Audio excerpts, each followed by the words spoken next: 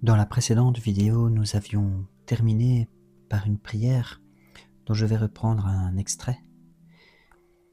Je vous aime, ô mon Jésus, je vous aime de toute mon âme, je vous aime plus que moi-même, ô le vrai, ô l'unique ami de mon âme. Qui donc, en dehors de vous, est allé par amour pour moi jusqu'au sacrifice de sa vie? Je ne puisse penser à mon ingratitude envers vous sans en pleurer. Je vous rappelle que nous sommes dans la lecture du livre de saint Alphonse-Marie de Ligorie qui, à l'école des saints et à l'école des apôtres et des prophètes, nous apprend à aimer Jésus-Christ et à le mettre à la première place. Et aujourd'hui, nous allons voir le chapitre 8 de son livre « Celui qui aime Jésus-Christ fuit la tiédeur. Il aime la perfection et y travaille. Caritas non agit perperam. La charité n'agit pas à la légère. » Cette parole de saint Grégoire nous l'explique ainsi. Par cela même qu'elle s'emploie toujours et uniquement à grandir dans l'amour, la charité n'admet pas ce qui n'est pas conforme à la rectitude, à la sainteté. Saint Grégoire le Grand, dans son livre Morale sur Job. L'apôtre exprimait déjà la même pensée, donc l'apôtre Paul. Dans sa lettre aux Corinthiens, nous disait, quand il montrait la charité comme le lien qui, dans l'âme, unit ensemble les vertus les plus parfaites, il nous disait, ayez la charité, laquelle est le lien de la perfection. Colossiens 3,14. Conséquence nécessaire, la charité, parce qu'elle aime la perfection, abhorre cette tiédeur, c'est-à-dire n'est pas attirée ou rejette cette tiédeur que d'aucuns apportent dans le service de Dieu, au grand risque de perdre la charité, la divine grâce, leur âme, tout en un mot. Il faut cependant remarquer qu'il existe deux sortes de tiédeur, l'une qui est inévitable et l'autre qui est évitable. La tiédeur inévitable est celle dont les saints eux-mêmes ne sont pas exempts. Elle comprend tous les manquements que nous commettons sans pleine volonté et dus à la seule fragilité de notre nature. Telles sont les distractions dans la prière, les troubles intérieurs, les paroles inutiles, les vaines curiosités, le désir de paraître, la complaisance dans le manger ou le boire, certaines impressions sensibles qu'on ne réprime pas aussitôt, et autres choses semblables. Ces manquements, nous devons les éviter autant que faire se peut. Mais, en raison de la faiblesse de notre nature viciée par le péché, il nous est impossible de les éviter tous. Une fois commis, nous devons sans doute les déplorer, puisqu'ils déplaisent à Dieu. Mais, selon l'avertissement donné au chapitre précédent, gardons-nous bien, c'est un devoir, de nous laisser gagner par le trouble. Saint François de Sales écrivait « Toutes les pensées qui nous rendent de l'inquiétude et agitation d'esprit ne sont nullement de Dieu, qui est le prince de la paix. » Ésaïe 9. Ce sont donc des tentations de l'ennemi, nous dit-il. Et encore, rien ne nous trouble que l'amour-propre et l'estime que nous faisons de nous-mêmes.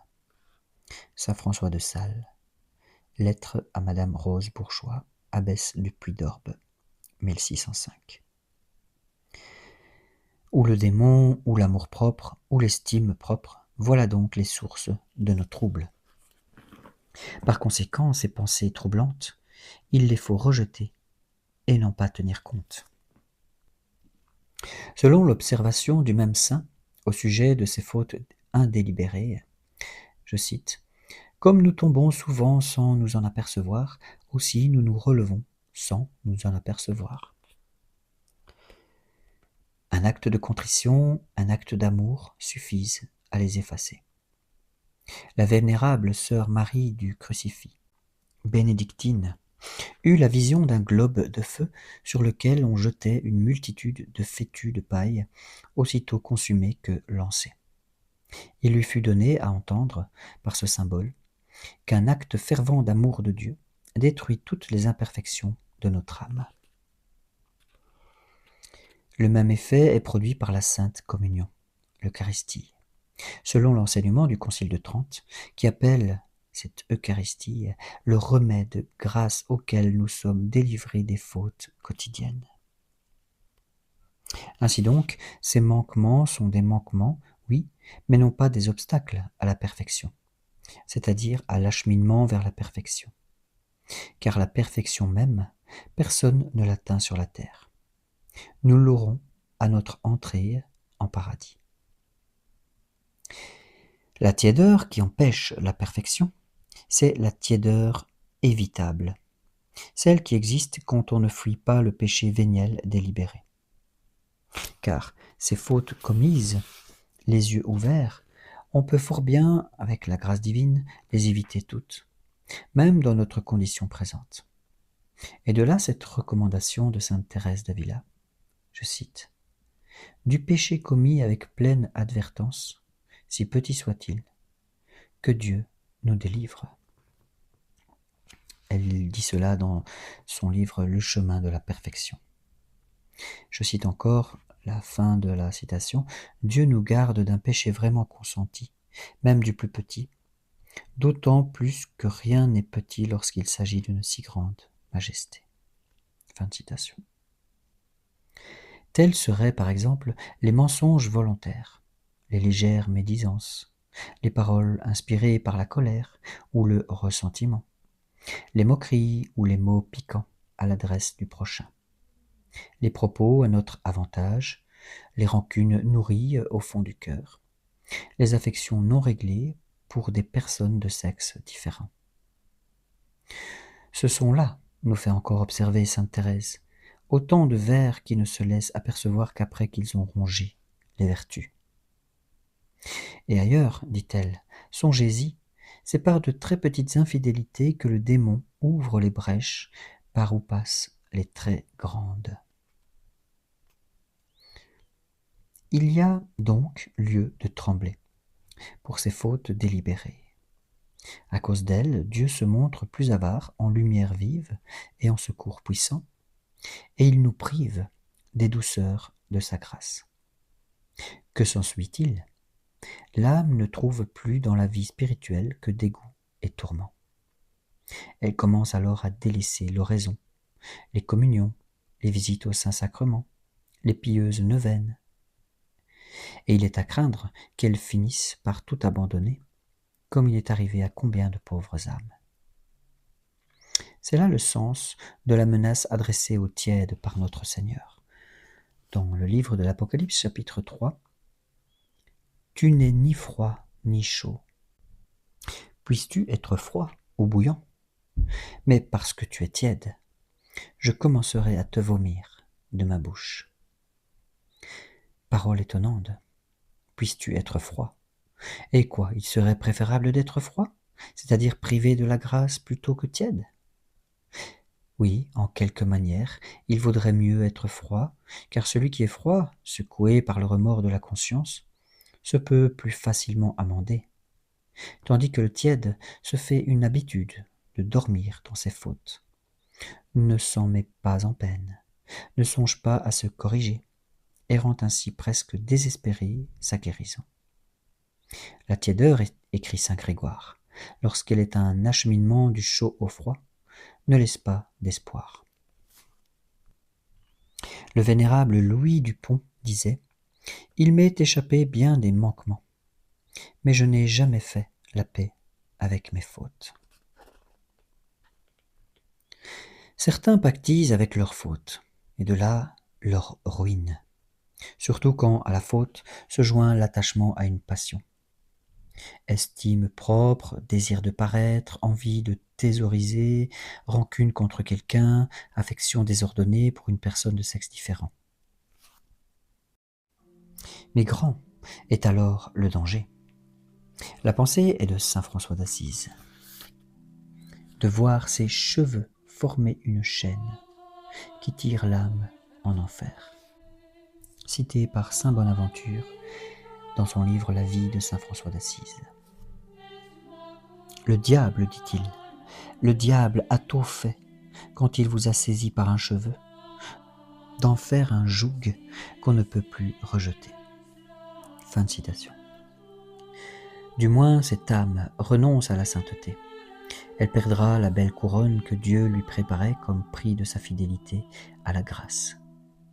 L'oiseau, libre de tout lien, prend aussitôt son vol. L'âme, libre de toute attache terrestre, s'envole aussitôt vers Dieu. Mais une fois liée, un fil suffit pour la retenir et l'empêcher d'aller à Dieu.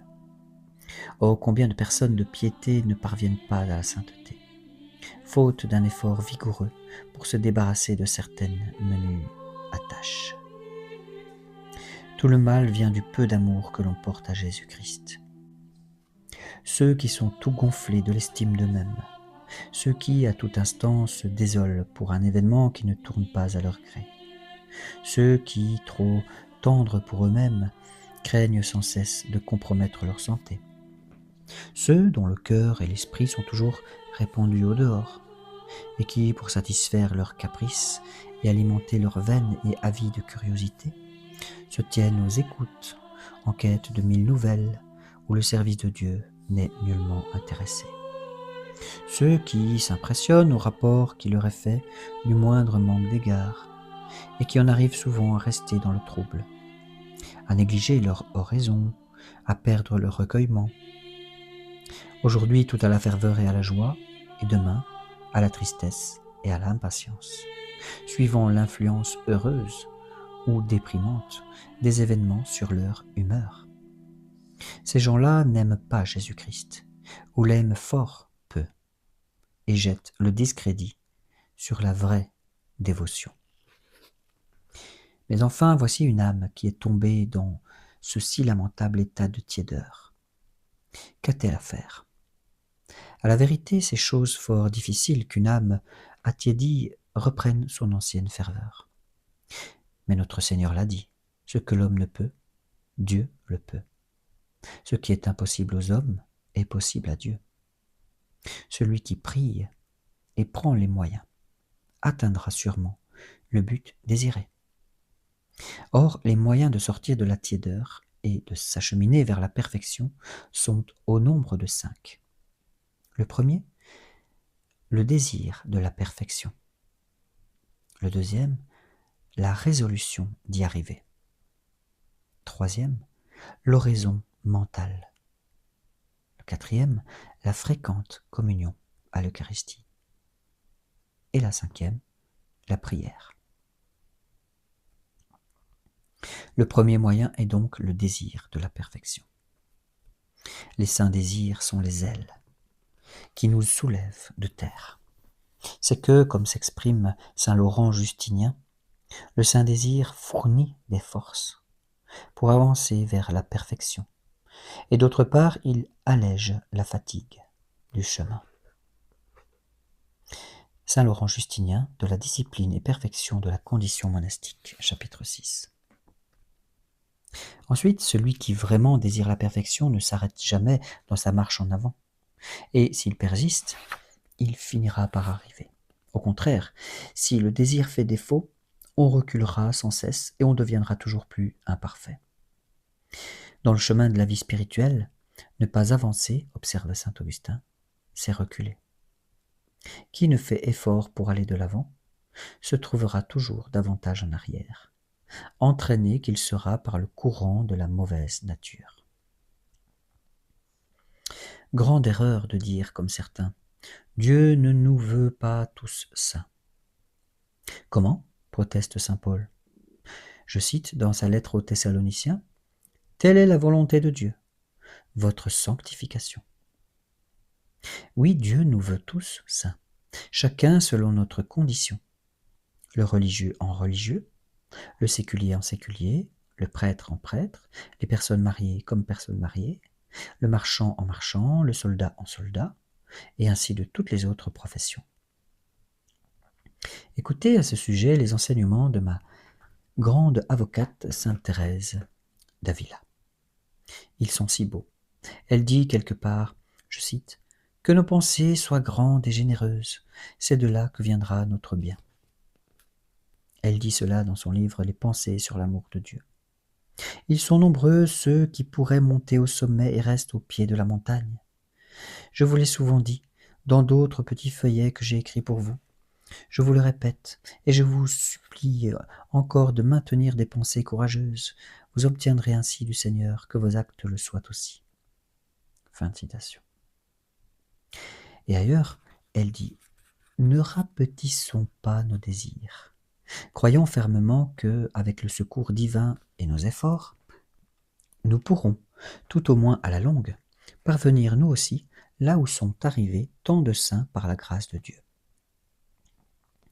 À l'appui de cette maxime, elle disait tenir de son expérience que les âmes généreuses réalisent en peu de temps de grands progrès, car, disait-elle, nos désirs plaisent à notre Seigneur, comme s'ils étaient déjà réalisés. Et elle ajoute, Dieu ne prodigue ses faveurs de choix qu'aux âmes qui ont beaucoup désiré son amour. Dieu ne manque jamais de récompenser, même en cette vie, le moindre bon désir, affirme-t-elle en un autre endroit. C'est que, ajoute-t-elle, il aime les âmes généreuses, pourvu qu'elles se défient beaucoup d'elles-mêmes. Cette générosité d'âme, la Sainte Mère en était douée. Elle en vint à dire un jour à notre Seigneur que si en paradis elle devait voir d'autres âmes plus élevées en gloire, elle n'en avait cure, mais que si elle se voyait surpassée en amour, elle ne savait pas comment elle le pourrait supporter. Il faut donc se faire une âme grande. Le Seigneur est bon à l'âme qui le cherche, nous dit Jérémie dans son livre des Lamentations. Oui, bon et libéral à l'excès, dès que cette recherche est sincère. Les péchés passés eux-mêmes ne sont pas un obstacle à notre sanctification, si nous la désirons vraiment. Le démon, observe sainte Thérèse d'Avila, s'ingénie à nous faire croire qu'il y a de l'orgueil à concevoir de grands désirs, à vouloir imiter les saints. C'est beaucoup, ajoute-t-elle, de s'animer aux grandes choses. Sans doute, l'âme est encore sans force. Elle donne cependant un grand coup d'aile qui l'amène loin. L'apôtre l'assure, tout contribue au bien de ceux qui aiment Dieu. Il le dit dans sa lettre aux Romains, chapitre 8. Et la glose ajoute, tout, même les péchés. C'est dans saint Thomas d'Aquin, commentaire sur l'épître aux Romains. Oui, même les péchés commis peuvent coopérer à notre sanctification. Mais il faut s'expliquer. Leur souvenir, en effet, nous rend plus humbles et aussi plus reconnaissants à la vue des faveurs que Dieu nous octroie après que nous l'avons tant offensé. Je ne peux rien, doit dire le pécheur, et je ne mérite rien que l'enfer. Voilà tout ce qui m'est dû. Mais j'ai affaire à un Dieu d'infinie bonté, qui a promis d'exaucer quiconque l'implore. Et maintenant qu'il m'a retiré de l'état de damnation, et qu'il me veut saint, et qu'il se met à ma disposition pour m'aider, oui, certes, je peux devenir un saint, non par mes propres forces, mais par la grâce de mon Dieu, qui veut me rendre fort.